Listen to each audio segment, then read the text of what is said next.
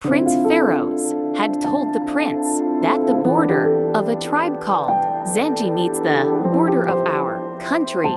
They are very bloodthirsty and warlike, and we often fight with them. Be careful with them. When the prince entered the territory of the Zanji tribe, he traveled continuously for 7 days and 7 nights. The only concern of the prince was to somehow get some information from the fairy as soon as possible. Suddenly, dust was seen flying from one side. After a while, 40 soldiers surrounded the prince and his companions.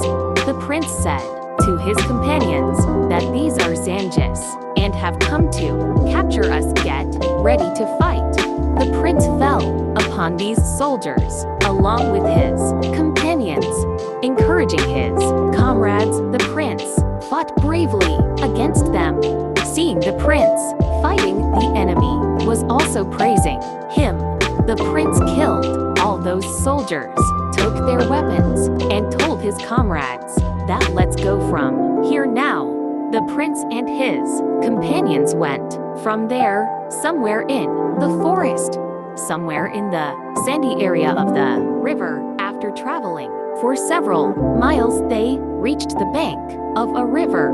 The river was very big and they didn't have any boat to go down in the river. They gathered some wood together and made a boat by tying them together and entered the river. Food and drink.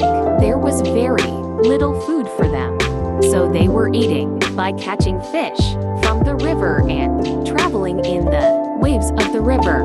They had spent 40 days in this river. One day, they saw a lot of big boats coming from one direction. The prince and his companions were very happy to see these boats.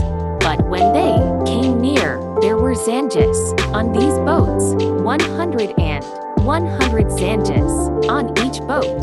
The prince told his companions to be ready and attack. There was fierce fighting on both sides. Many people were killed on both sides. The prince fought very bravely. The Zanjis captured the prince alive along with his 7 companions. All the other companions had been killed.